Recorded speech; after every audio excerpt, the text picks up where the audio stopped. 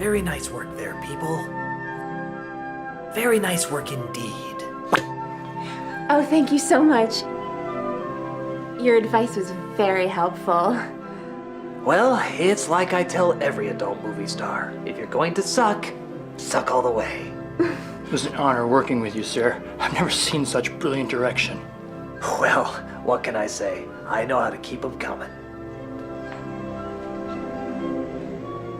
Who was that ingeniously perverted man? That was Michael Bay, the most brilliant porn director the world has ever known.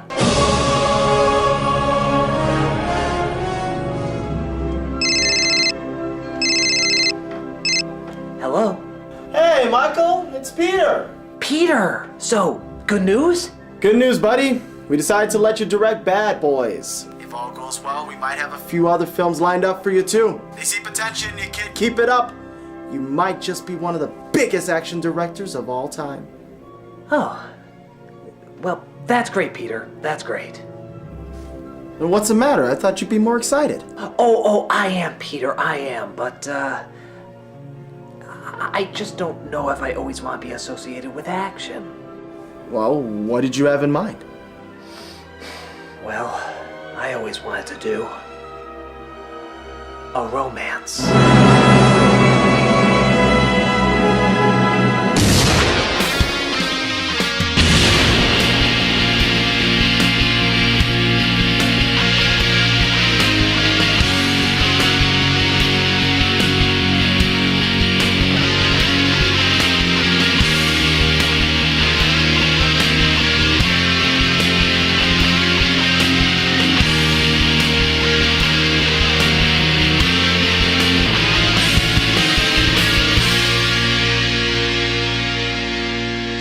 Hello, I'm the Nostalgia Critic guy. Remember it so you don't have to. Years ago, a disaster fell upon this nation. A horrible tragedy that left good people and their families scarred for life. And while many weren't there to witness it, this attack on the public left several poor souls confused and afraid. And I think we can all agree, it's a bombing we will never forget and will hold deep within our heart. Okay, you know the punchline. It's Pearl Harbor the movie, not the actual event.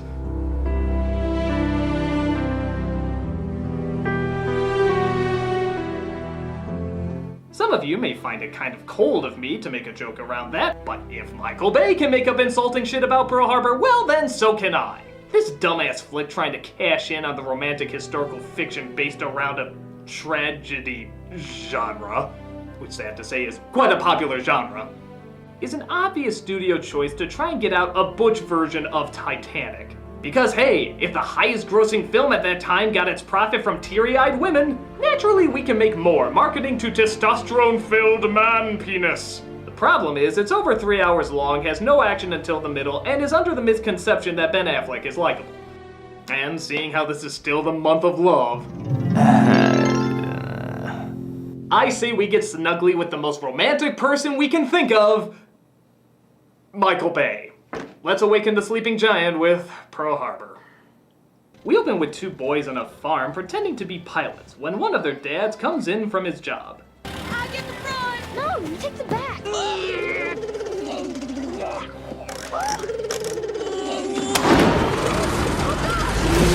Oh, what do you know? It's one of those one-button push planes. Gives a piloting school my ass. Flying this thing's as easy as flushing a toilet.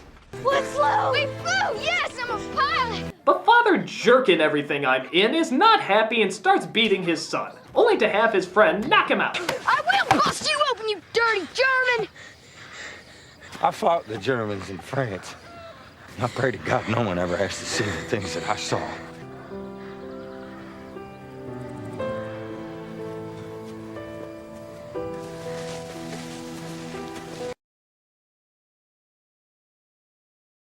We are so lost. No, we're not. We're not going anywhere. Yes, we are. We have no direction at all. Yes, we do.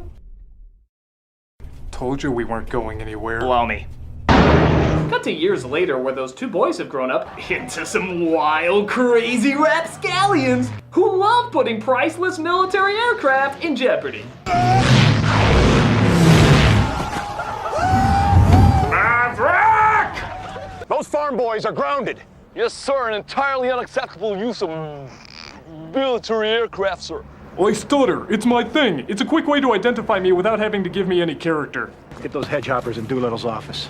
Our heroes are played by Ben Affleck, pre-director days, so you can hate him all you want, and Josh Hartnett, who if his eyes were any more squinty would have to see through his eyelids. They're under the command of Colonel Doolittle, played by Alec Baldwin. Pre I had too much pie, but not post I need to seriously stop eating the goddamn pie. It's ironic because he plays a person based on a real-life colonel, and yet he's probably the most cliched character in the entire movie. That's not training, Macaulay, that's a stunt. And I personally consider it to be reckless and irresponsible. I was doing it to try to inspire the men, sir, in the way that you've inspired me. I believe the French even have a word for that, when the men get together to honor their leaders. They call it an homage, sir. A what? Don't throw your $1,000,000 words around me! What complicated French phrases are next? Baguette? Croissant? Gerard Depardieu? An homage, sir. That's bullshit, Macaulay! Everybody. But it's very good bullshit! Thank you, sir. Yeah, we like these privates that don't follow commands and endanger their lives and equipment. We need more people like you not doing what we tell you to do. It's like the old saying goes, be all that you can be and do whatever you want. We're flexible. Oh! Man, I am one good-looking son of a bitch. So seeing how Michael Bay's forecast calls for permanent sunsets, it's probably best that we cut to the next night. Oh, and here's a fun game. Count how many times they giggle throughout this entire scene. If the Call of Duty means seeing 150 men in their underwear every day, we are here to serve. You know what they're doing where I come from? Cow tipping. So you join the Navy. We're Navy nurses, not tourists. I joined to do my patriotic duty. And to meet guys. Past him. Well, he was getting fresh, so I poked him again. Stop! Oh, by the way, hi Jennifer Garner. Yeah, that's really her before she became famous. God, I wish you and these brainless bimbos were all just aliases for your next undercover mission. You gotta tell them the story, Evelyn. Well, it was about 4 weeks ago.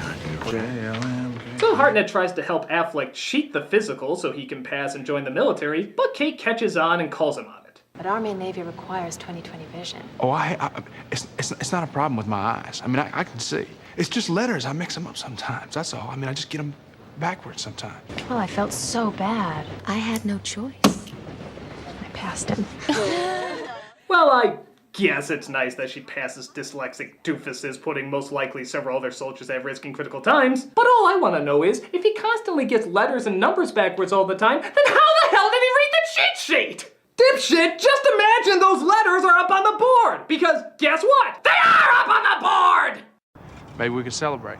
Celebrate what? Well, you being my hero, for one. They of course start chatting and start up a romance, but is it me, or does it sound like Lucas took over some of this romantic banter here? You are so beautiful, it hurts. It's your nose that hurts. Oh, I think it's my heart. You're so beautiful. It's only because I'm so in love. No, it's because I'm so in love with you. So love has blinded you? Maybe Lucas's screen alias is Randall Wallace. Wouldn't that explain so much? So they spend days and days together until we come to this tired story thread. The fact that he's leaving the next day and is only now telling her about it. But I'm going to the war. Tomorrow, flying with the Eagle Squadron. You're in the U.S. Army. How could they order you to go? I volunteered. I passed you.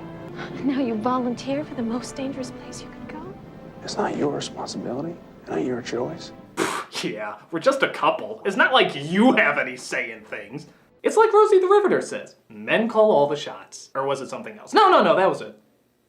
But at least they have one last romantic evening alone together. See, I can't do this. I can. I want to. I don't want you to have anything about tonight that you regret. If I had one more night to live, I'd want to spend it with you. See, that's what I want to come home to. I want to know the best part of my life still ahead of me. So the promise of sex will bring you home? Okay, fair enough. But you're still gonna have that lust whether you're with her tonight or not. Why buy the cow, man? Or deny the cow sex, however the phrase goes. So he tells her not to see him off at the train station, but yeah, get a load of this great logic. It's my test. If I tell her not to come and she comes anyway, then I know she loves me. Okay, dude, you kept that you're leaving a secret, sprung it on her the night before, say she has no choice in the matter, are denying her nookie, and you have the bull testicles to be testing her? What the hell do you do for an encore? Tell orphans that they're seeing Santa's workshop, but it's really a war zone and the ones who didn't plug their ears get a cookie? Christ, how close are those Japanese planes again?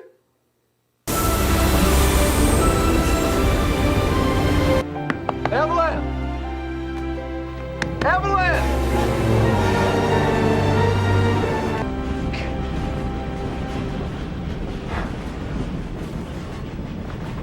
She loves me. I totally made my girlfriend who I treat badly cry. Feeling the douche. So while Kate and her friends are off to be nurses... Welcome, ladies. Hi. Oh, don't you mean Affleck spends time in fighter jets while also riding his supposed true love. Family. Girl, sir. The girl. A lot of people frown on the Yanks for not being in this war yet. I'd just like to say, if there are many more back home like you, God help anyone who goes to war with America. Oh, yeah, another thing about this movie. If it could jerk off America's Wang anymore, it'd probably get dick sauce on Cuba. Oh, God. But meanwhile, our Japanese enemies plot their surprise attack, led by God on high, treasure to the entire world and whatever parts of the universe are left undiscovered, Mako. Well, Pearl Harbor is too shallow for an aerial torpedo attack, and we're surrounded by subnets. Distance is our ally, Admiral. You analysts got it all figured out, don't you? A smart enemy gets you exactly where you think you're safe. Yes, the smart enemy plots in giant hot tubs with toy battleships that have no markings on it that would identify it as a map. Not, of course, forgetting Rubber Ducky Godzilla. Oh, Rubber Ducky Godzilla! Rubber Ducky Godzilla! Rubber Ducky Godzilla! Oh! そうすれば敵側はますますもって混乱状態に陥ると思う。提案だ。賢明な人間は戦わずして戦に勝つよ。Actually, I have to admit, I'm kind of shocked. We're about 45 minutes in and there's been no explosions, all character development, even if it's bad development, and even the Asians are shown in non-stereotypical ways. Almost like Michael Bay was a different guy. Still a bad director, but a different guy. You almost gotta wonder what was going through his head at the time. Peter, did you see the news about Armageddon? No, but I've seen the critical feedback. Maybe there wasn't much to this Bay kid as I thought. Actually, according to these recent box office results, it's already made $36 million. How can that be? Everyone said it was crap. And yet it's still made a spectacular amount of money. No film has ever gotten this much hatred and yet earned so much. Maybe this Michael Bay guy is onto something. Maybe he's a wonderkid. He's a miracle. Some are even calling him the son of schlock. Hail, Hosanna! The chosen one has come!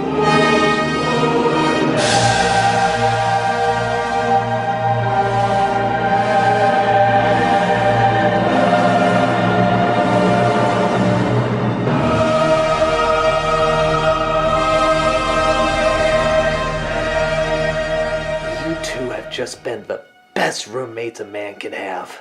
Not only have you been there to help me shoot all my adult films, but you've also been supportive, and I can't help but feel you've had an impact on the way I view the world. Man, that'd be dope. Tina A., in this rough, brutal world that we live in, you've shown me all that women are capable of. It was a pleasure to serve you, Mr. Bay. And Dog Johnson, you've taught me what it means to keep it real and never conform to the white man stereotype. Bitch, we be keeping it hissy-wissy in the pussy, man. Indeed. I want you both to know that even though I'm moving away to make bigger and better films, I will one day represent each of you in the way you've had an impact on me. So what now, G? You keeping it hopping and popping up in the hood? Oh, dog, whatever you just said. No. They finally asked me to make the ultimate romance epic that I've always wanted to make. Pearl Harbor. Farewell, my friends. That little bitch is gonna be alright. He sure is, dog. What you on, bitch?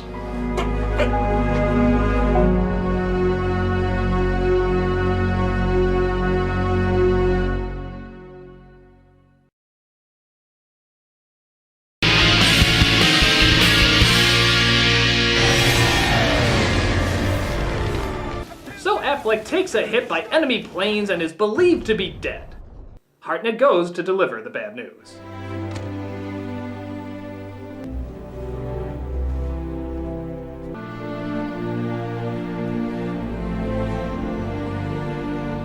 I'm sure he's really gone. That's why the advertisements show him in about 20 more scenes that he wasn't in yet. Hey, while we're at it, I get the feeling Aragorn will make it through the Two Towers also. So Hartnett and Beckinsale tried to deal with their loss of Affleck! I volunteered to go to England. Volunteered? He told me he'd been assigned. Someone's trying to protect me. Yeah, that is so like him to protect his buddy. God, I feel like you two have shared so much in the 2, maybe 3 scenes you had together. You know, the ones that never went over 5 fucking minutes. Oh, and speaking of which, did protecting you also include playing chicken with expensive aircrafts? Putting your life and your professional career in danger? Well, at least it was worth it to 86 his girlfriend and leave her nether regions colder than a snowman's rectal thermometer. You know, I gotta admit, from an outsider looking in, I think it's pretty obvious that dear old Affleck is a dear old asshole! How close are those planes again? So, we've had one romance, yes. What about second romance? Hey, we got a visitor. I think I'm falling for her. 3 months later, Kate decides to go to the military base in her finest evening dress to, not hit on Hartnett, but somehow ends up flying with him with her in his lap anyway. Yeah, I'm sure that was sanctioned. Hey Sarge, I'm gonna take my girlfriend up into the air with her in my lap even though the seatbelt can't fit around us. Okay, just be back by 12. My kids are gonna drive the submarine tomorrow. So after their joyride, he takes her into one of the hangars to see if his parachute will still deploy.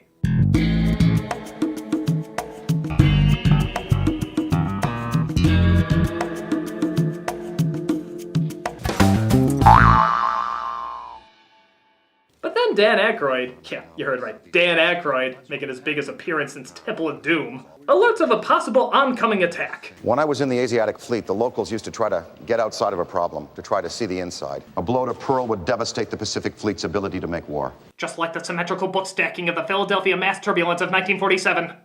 Actually, the funny thing is, Aykroyd might be one of the best parts of the movie. I mean, whether you like him as an actor or not, you have to admit, he is the king of exposition. Anytime he's explaining something, you will always listen. It's like playing chess in the dark. Any rumor, troop movement, ship movement, spine tingle, goosebump, we pay attention to it. Hell, I could probably take The Dark Knight more seriously if Aykroyd was doing his voice. As a duly designated representative of the city, I order you to cease any and all supernatural activity and return forthwith to your place of origin or to the nearest convenient parallel dimension. Huh? But it's all good because Team Josh seems to be just as happy as can be with Affleck's leftovers. Every moment we're not together, you're up there training for it.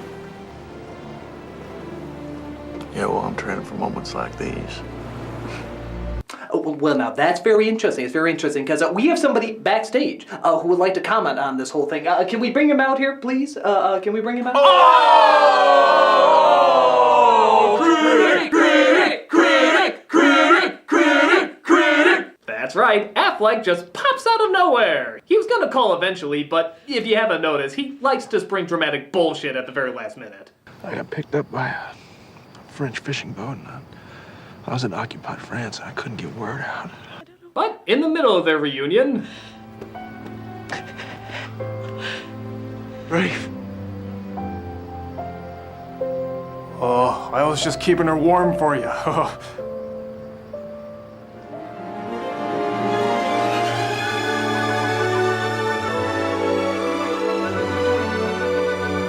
Stay away.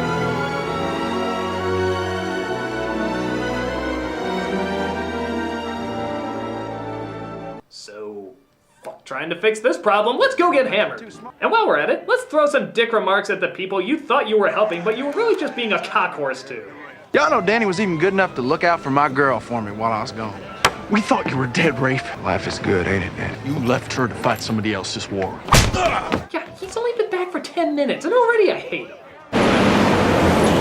When you were gone, it's the loneliest I'd ever been. Same for her, too. If you hadn't gone, none of this would have happened. It was my fault, I guess. No, I don't know. You volunteered, you left her behind, you tried to control his life. Let's see what the Magic 8 Ball has to say. Can't argue with that. Things can be right between me and you. I just don't see how it could ever be the same. So, how close are those planes again? I go now to fulfill my mission and my destiny. I hope it is a destiny that will bring honor to our family. Ooh, might be closer than I thought. They're writing letters to their Japanese relatives in English. To throw the enemy off? So, just a mere hour and a half in, we finally get our attack on the harbor. Rather than just let the terror of the attack speak for itself, let's fly by every poetic symbol of American innocence we can find. Konnichiwa. Konnichiwa. Konnichiwa. Konnichiwa. Konnichiwa. Konnichiwa. Konnichiwa. Konnichiwa. Konnichiwa. Konnichiwa. All your base are belong to us.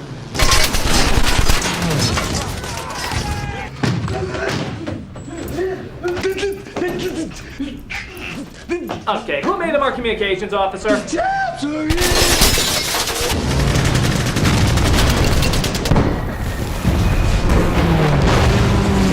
And where are those dashing heroes of ours while this terrible event is going on?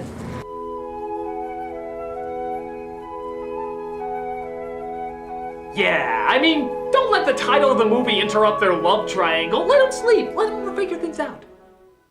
Yeah, sort of a big problem with this, isn't it?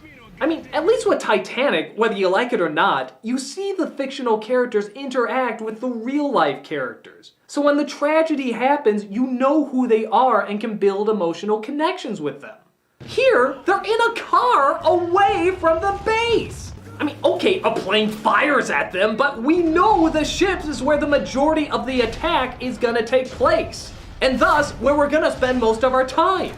But they're never on it. So we never make a connection to any of these people dying. Except maybe Cuba Gooding Jr., who had a quick cameo here and there. And yeah, don't get me wrong, it sucks seeing this. It sucks seeing people get killed.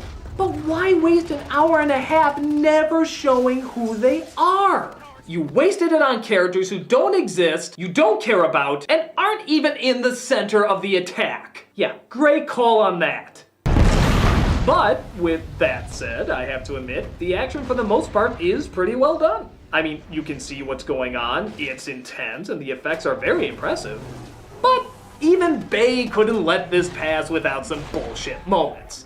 For example, is this guy brushing his teeth? Are you shitting me? Buddy, fuck the plaque buildup! I really hope the military doesn't teach people that when they hear explosions, run out into fire in a bath towel! Oh, and how about this crap where the planes are shown firing on civilians at a hospital, even though it was reported that the Japanese never fired on them. Yeah, even when they had a clear shot, they would not fire at the hospital. Fuck that shit! This is Michael Bay's history! This is Randall Wallace's writing! We have to put Kate Beckinsale in danger from those evil Japs who have to fire on hospitals and kill one of those giggling idiots that you barely knew. Oh yeah, I'll miss whatever the hell her name was. Oh, and listen to this. Wait a fuck! You're telling me that a man, a soldier, a sailor in the Navy on a battle cruiser can't swim? Okay.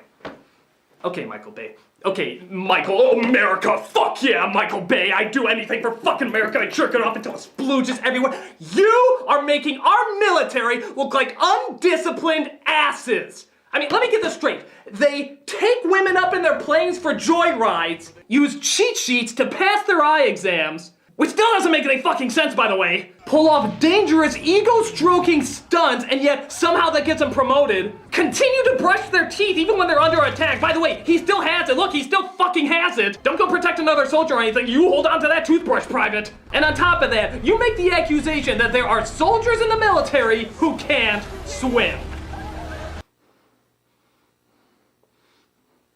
You know, Dick, because that's what you are, fucking Dick. When you show this image of the American flag destroyed, you're not just showing your dollar store symbolism that says, ooh, America's hurt, but it's very clear that what is important to you is not how you view America. What is important to you is how others see you viewing America. So, you can make up whatever you want. You can fabricate things. You can lie about history. You can exaggerate. You can glorify. You can demonize. You can distort the facts. You can make up the truth. Make up the truth about people who lost their lives in this great tragedy. Why? Because you're doing it in the name that you fucking love America. I'm sorry, I don't fuck around with this shit. I don't, okay? These are people who have lost their lives, people who have been drafted, people who volunteered, people putting their asses on the line, and many of them don't come back. You're taking it upon yourself to show that. And I know what you're thinking. You're thinking, well, I'll just make up people because they weren't really there, so I can do whatever I want with them. I can make shit up. And granted, you don't deserve the responsibility to show real events. You don't live in the real world. But what happens is that when you take it and base it on a real event, and you have to show these real people, you have to get it right, Michael Bay. You have to get it right because this isn't Transformers, okay? That's kid shit. You can do whatever you want. It's not The Rock. It's not Sean Connery saying, winners fuck the prom queen. No, it's fucking Pearl Harbor. Reality. It actually happened. And I know you're thinking, well, it's Hollywood. We take liberties. Fuck you. It's not Hollywood. When you take it upon yourself to represent something that really happened and is still painful and hurts a lot of people, that means you have to do two things. One, you have to grow up and be an adult. Two, you have to actually represent these people as best as humanly possible. You son of a bitch!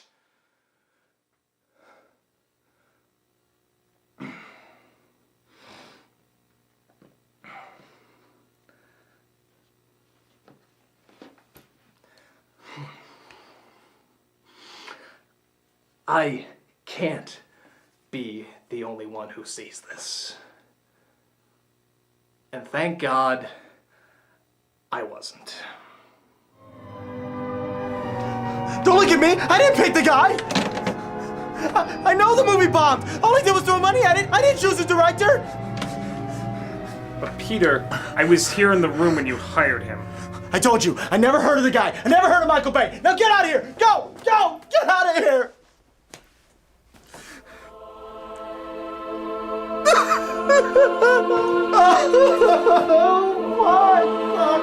Why have you forsaken me?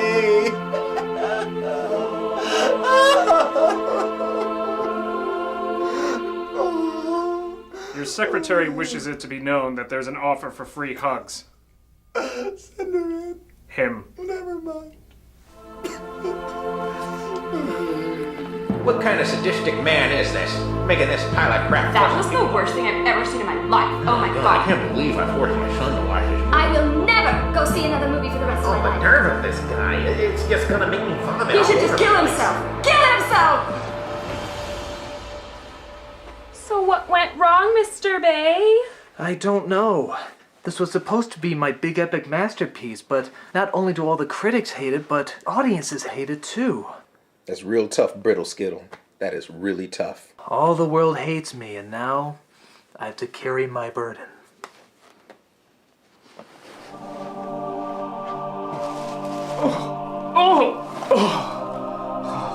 What's that?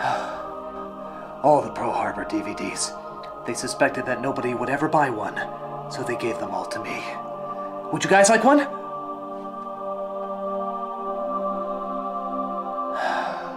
Then I must leave you. Goodbye.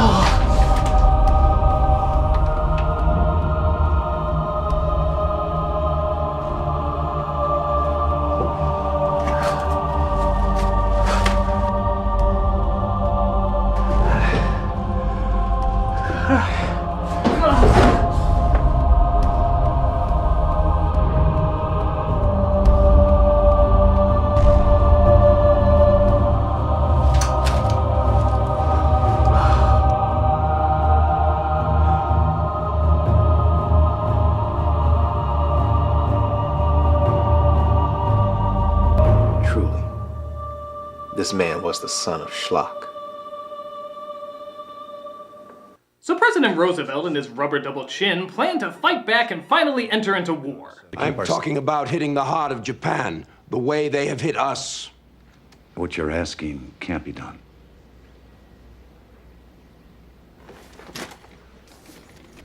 Oh no, he oh no, he no, he can, oh no, you stop right there, Roosevelt, no, you stop, no, you can't, oh, you can't, Roosevelt, oh my God, he's doing it, no, I'm fucking telling no, Roosevelt, biatch! Do not tell me it can't be done. That is so damn cliched, but you know what? It's FDR, I'll give it a pass. That's one of the most incredible motherfuckers who ever lived. I'm surprised his wheelchair didn't turn to a transformer. Fire consumes the cabinet and his theme song plays him off. It's the one time I want to see Michael Bay go more over the top, I'm not gonna lie. I can't find Danny. Is that why you're here? Oh crap, I forgot about this horse shit. There's no more Japanese bomber planes to save me now. Well, you don't have to explain anything to me. I do. Because you're acting like I didn't love you. Evelyn, loving you kept me alive. It just didn't keep me from leaving you. But it turns out Kate has an even bigger secret. Rafe, I'm pregnant. I haven't told Danny. I don't want him to know. All he needs to think about is how to do this mission and get back alive. Yes, and as any soldier will tell you, a loving woman by your side and child on the way wouldn't be a good motivator at all. You should offer ice cream. Ice cream. So once again, Affleck and Hartnett are assigned together. Awkward. And once again, Doolittle tries to see if he can talk with the animals. I need you for a mission I've been ordered to put together. You know what top secret is? It's not quite as complicated as your $1,000,000 French words, but I think you can deduce what it means.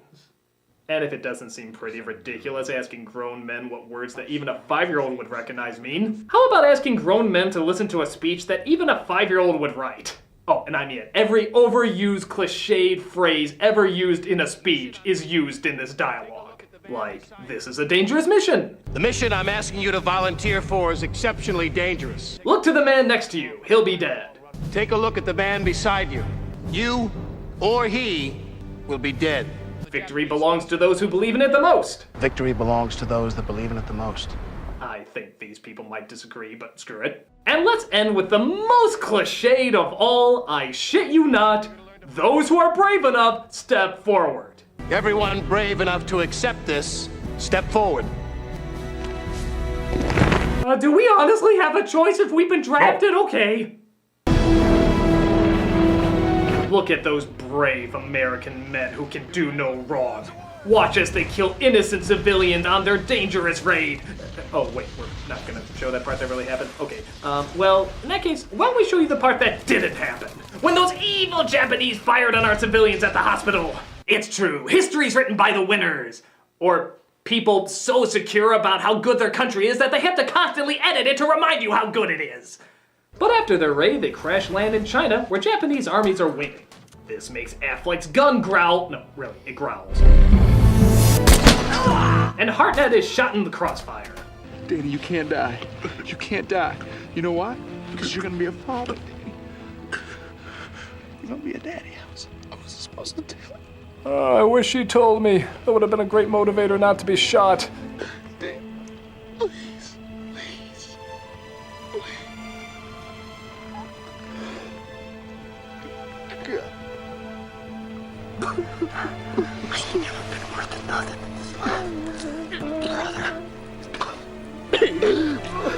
So Hartnett kicks the bucket, the Chinese come to rescue them, Affleck tells the news to Kate, who takes it pretty well, I guess her whole role in this movie is just to be told men are dead.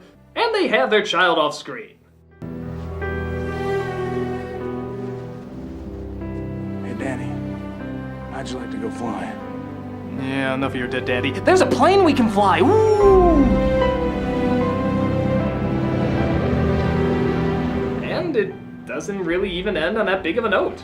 I guess the film knew that most of the audience had to pee or already walked out, so they just sort of slapped the credits over it. And that was a terrible movie. You know those crappy after-school specials that want to talk to you about drugs but clearly have no idea what they're talking about? That's sort of like Michael Bay in history.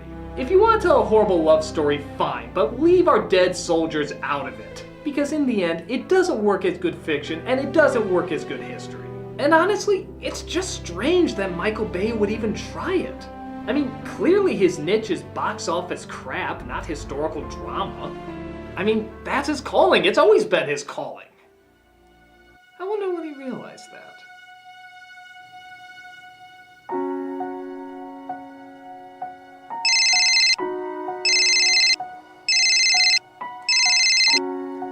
Hello? Bay, where you been, man? We've been worried sick about you. Tell him I have big boobs. Tina says she has big boobs. Why would that... Forget it, guys. The crowd has spoken. Nobody wants to see what I'm best at. Bitch, that's cracker talk. Maybe the thing you're best at isn't romances or representing history, or any sort of reality for that matter. What are you talking about? The Bay I know didn't give a shit about emotions, or character, or anything like that. The Bay I know pleased the lowest common denominator, and went all the way with it. It's like when we did porn. You just gave the people what they want. Wait a minute, what'd you say?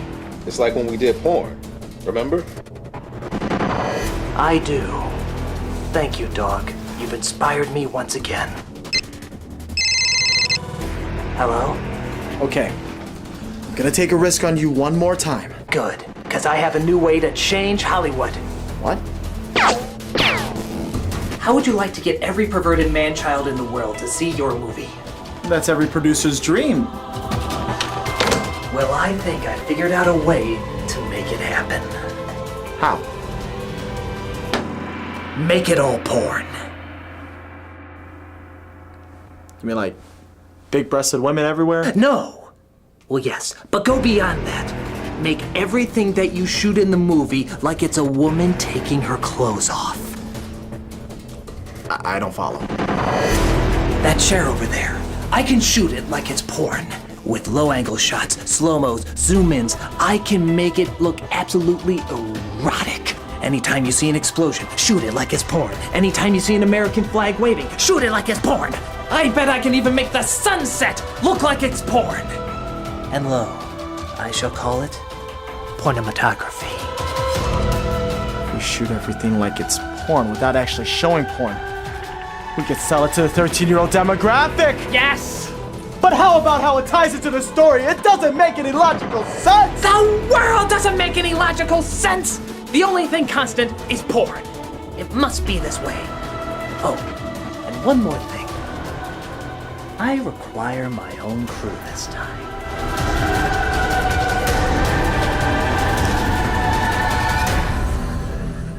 Mr. Bay, don't you think this much sepia tone will hurt people's eyes? Porn it. Mr. Bay, do you really think we can throw in this many explosions? Porn it. But it goes on forever! Porn it. There's just too much damn slow-mo in this. Porn it. But the people won't watch! Porn it! He's a madman! A madman! Porn it!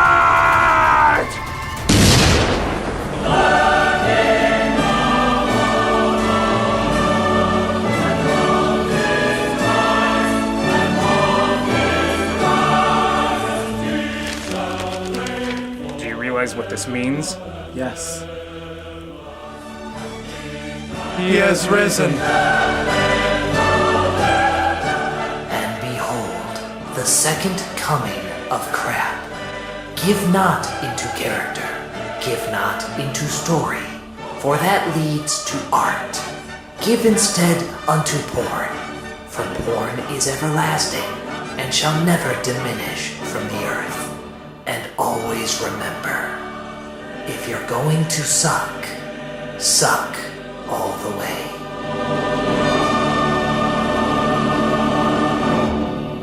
But I can speculate. I'm the nostalgia critic guy, remember? So you don't have to.